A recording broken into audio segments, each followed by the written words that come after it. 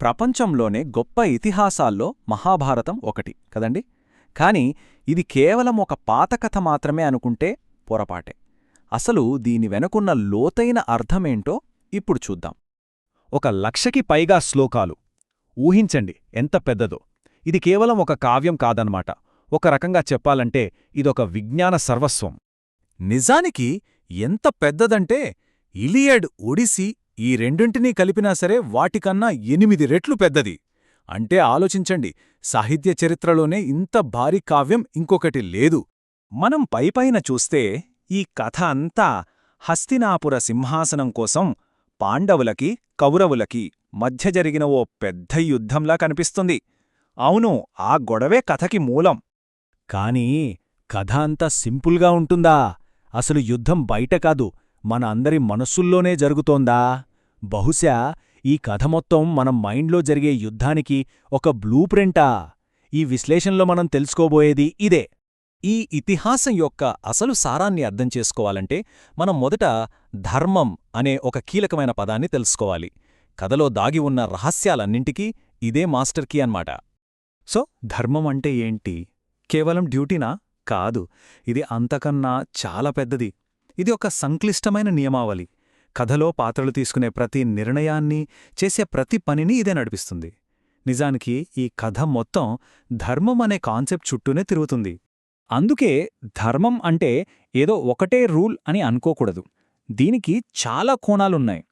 అహింస అంటే non violence, కరుణ అంటే దయ, నైతికత అంటే మొరాలిటీ, సత్యం అంటే నిజం, ఇలా చాలా ఉన్నాయి.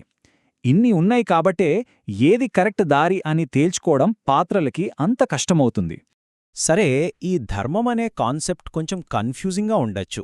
దీన్ని తేలిగ్గా అర్థం చేసుకోవడానికి ఒక పర్ఫెక్ట్ ఎగ్జాంపుల్ తీసుకుందాం. అదే కర్ణుడి కథ. అతని జీవితమే ధర్మ సంఘర్షణకు నిలువుటద్దం. చూడండి, మహాభారతంలో మనల్ని కదిలించే పాత్రలు చాలా ఉన్నాయి. కానీ వాళ్ళందర్నీ పక్కన పెడితే మనలో జాలి, సానుభూతిలాంటి ఫీలింగ్స్ని తెప్పించే పాత్ర ఒక్క కర్ణుడు మాత్రమే. ఒక ట్రాజిక్ హీరో అన్నమాట. కర్ణుడి జీవితంలో జరిగిన కొన్ని ముఖ్యమైన సంఘటనలు చూస్తే అతని విధి, అతని లోపల జరిగిన సంఘర్షణ మనకర్థమవుతాయి. చూడండి, సూర్యభగవానుడికి పుట్టిన పెళ్లికాని తల్లి అయిన కుంతి అతన్ని వదిలేసింది. తర్వాత ఒక రథసారథి దగ్గర పెరిగాడు. దానివల్ల ఎన్నో అవమానాలెదుర్కొన్నాడు. ద్రోణాచార్యుడు విద్య నేర్పడానికి ఒప్పుకోలేదు. ఆ తర్వాత తన గురువైన పరశురాముడే శపించాడు. చివరికి దుర్యోధనుడు అతన్ని ఆదరించి రాజును చేస్తే దానికి బదులుగా ప్రాణం పోయే వరకు నీతోనే ఉంటానని మాట ఇచ్చాడు. పుట్టుక నుంచి చావు వరకు అతని దారంతా ముళ్ళే. ఇక్కడే కర్ణుడికసలు సమస్య మొదలైంది. ఒకవైపు విశ్వాసం, మరోవైపు ధర్మం. దుర్యోధనుడు తన స్నేహితుడు, తనను ఆదుకున్నవాడు, అతని పట్ల విశ్వాసంగా ఉండాలి. కాని ధర్మమార్గం చూస్తే దుర్యోధనుడి పనులు చాలాసార్లు తప్పుగా ఉండేవి. ఈ రెండింటి మధ్య నలిగిపోయాడు. ఈ సంఘర్షణే ధర్మం ఎంత సంక్లిష్టమైనదో మనకు చూపిస్తుంది.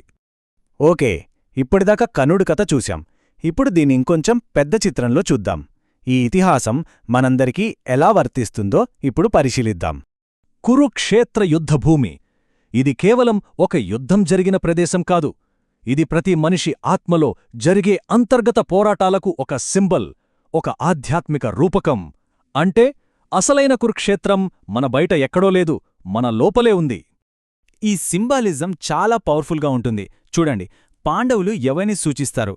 మనలోని మంచి గుణాలని, అంటే ధర్మం, బలం, జ్ఞానం లాంటివి. మరి కౌరవులు? వాళ్ళు మనలోని చెడు గుణాలని సూచిస్తారు.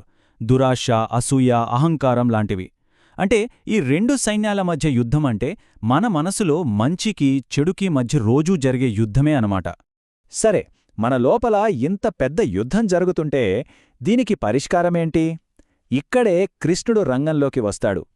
కేవలం ఒక పాత్రగా కాదు, ఈ అంతర్గత సంఘర్షణ నుండి బయటపడే దారి చూపించే ఒక దైవిక గైడ్గా. అసలు మన సమస్య ఏంటంటే సంచిత్ కర్మ అని పిలువబడే ఒక అనంతమైన కర్మచక్రంలో ఇరుక్కుపోవడం. అంటే మనం గడిచిన ఎన్నో జన్మల్లో చేసిన పనుల ఫలితాలు మనల్ని వెంటాడుతూ ఉంటాయి. ఈ కర్మబంధం వల్ల మన లోపల జరిగే ఈ యుద్ధంలో గెలవటం అసాధ్యమనిపిస్తోంది. అప్పుడు కృష్ణుడు అర్జునుడికి భగవద్గీతలో ఒక అద్భుతమైన మార్గాన్ని చూపిస్తాడు. సర్వధర్మాన్ పరిత్యజ్య మామేకం శరణం వ్రజ, అహం త్వాం సర్వపాపేభ్యో మోక్షయిష్యామి మా శుచః. అంటే అన్ని రకాల ధర్మాలను వదిలిపెట్టి కేవలం నన్నే శరణు పొందు. నేను నిన్ను అన్ని పాప ఫలాల నుండి విముక్తి చేస్తాను. భయపడకు. ఈ మాటలు కర్మచక్రాన్ని దాటడానికి ఒక మాస్టర్ కీ లాంటివి. దీన్ని మనం 2 స్టెప్స్లో అర్థం చేసుకోవచ్చు. స్టెప్ 1 కర్మనియమం. మనం చేసే ప్రతి పనికి ఒక రియాక్షన్ ఉంటుంది. అది మనం తీర్చాల్సిన ఒక అప్పులాంటిది. స్టెప్ 2 కృపానియమం.